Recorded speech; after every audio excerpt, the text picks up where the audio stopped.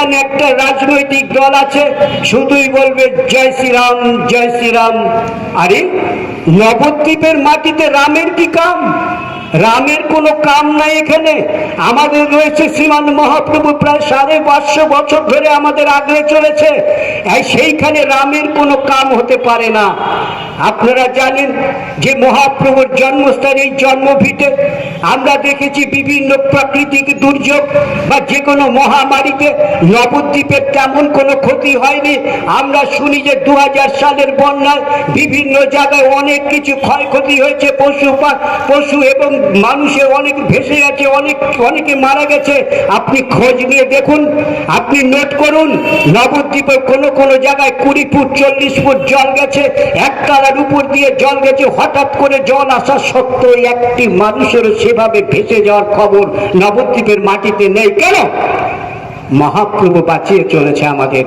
আমরা দেখেছি যে প্রাকৃতিক দুর্যোগ, ঝড়, পাশের শহর বর্ধমানে দেখেছি, শুনেছি আমরা যে এমন ঝড়, ভারী বাড়ি ঘর তো ভেঙে নিয়ে গেছে, টিউবওয়েলের পাইপ শুদ্ধ তুলে নিয়ে গেছে।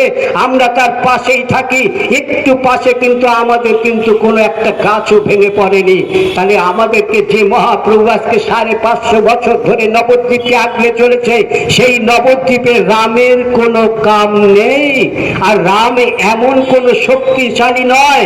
আমরা দেখেছি বিষ্ণুপ্রিয়া মহাপ্রভুর ক্ষেত্রে, যেখানে হরিনাম করতে গিয়ে মহাপ্রভুর উপর কত অত্যাচার জগাই মাথায় করেছিল। তিনি চলে যেতেন বাড়িতে, তার ধর্মী বিষ্ণুপ্রিয়াকে রেখে যেতেন। তিনি জানতেন যে আমি বাড়িতে থাকি না, ওই জগাই মাথায় আসবে, বাড়িতে এসে আমার স্ত্রী সহধর্মিনীর উপর অত্যাচার করতে পারে। সেই কথা ভেবে মহাপ্রভু বিষ্ণুপ্রিয়ার প্রতি এমন শক্তি রোপণ করে দিয়েছিল, জগাই মাথায় এসেছিল। সেইখানে বিষ্ণুপ্রিয়া তখন তাদেরকে এমন রূপ দেখিয়ে দিয়েছিল, জগাই মাথায়কে কালী রূপ, দুর্গা রূপ দেখিয়ে দিয়েছিল। জগাই মাথায় দৌড়ে পালিয়েছিল। এ হচ্ছে প্রকৃতই পুরুষ, আমরা তাকে পুজো করব। আর যদি বলি আমরা শ্রীরামচন্দ্র, ওহে রামচন্দ্রের ইতিহাস সবাই জানে। সীতাকে নিয়ে গিয়েছিল বনবাসে, যেখানে বাঘ ভাল্লুক থাকে, সীতার যে কোন রকম সমস্যা হতে পারে এটা অবতার রামচন্দ্র জানতেন না? অবশ্যই জানতেন। তাও তার সহধর্মিনীর উপর কোন সহানুভূতি, কোন তার সিকিউরিটি বা তাকে বাঁচাবার জন্য বা নিরাপদে রাখবার জন্য কোনো ভাবনা তার ছিল না। আপনারা জানেন যে ওই রাম তো নয়, লক্ষণ একটা গন্ডি কেটে দিয়ে গিয়েছিল সীতার কাছে। কি ছিল? রামচন্দ্র, লক্ষণও সেদিন ভুল করেছিল, কারণ দুদিকটা প্রোটেকশন দেয়নি। একটা প্রোটেকশন দিয়েছিল, কেউ বাইরে থেকে ভেতরে ঢুকতে পারবে না, ওই গন্ডির সেই প্রোটেকশন ছিল। কিন্তু এমন প্রোটেকশন ছিল না যে ভেতর থেকে বাইরে আসতে পারবে না। যদি সেই প্রোটেকশনও থাকতো, সীতা কিন্তু বাইরে আসতে পারতো না। রাবণেরও ক্ষমতা ছিল না সীতারাকে নিয়ে চলে যায়। তো সুতরাং এ রামচন্দ্র, যাই হোক অনেক কাহানি হলো, ফিরে আসলো। অবশেষে আমাদের সীতা ফিরে আসলেন।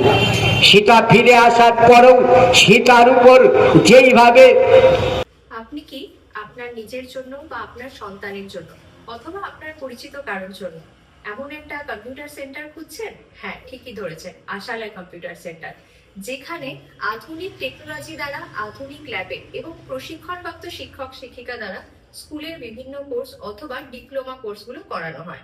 আশালয় কম্পিউটার সেন্টার হচ্ছে একেবারে সরকার অনুমোদিত এবং রাষ্ট্রীয় যুব কম্পিউটার প্রশিক্ষণ কেন্দ্র দ্বারা স্বীকৃত এবং ISO সার্টিফাইড। আশালয় কম্পিউটার সেন্টারে ভর্তির প্রক্রিয়া শুরু হয়ে গেছে এবং সিট কিন্তু লিমিটেড, তাই দেরি না করে সত্বর যোগাযোগ করো। যোগাযোগের জন্য ফোন নাম্বার, যাবতীয় ডিটেলস কিন্তু শেয়ার করা আছে। সীতা ফিরে আসলেন। সীতার উপর যেইভাবে অমানবিক অত্যাচার হলো, যে তাকে নাকি অগ্নি পরীক্ষা দিতে হবে, তিনি সতীত্ব আছে কিনা।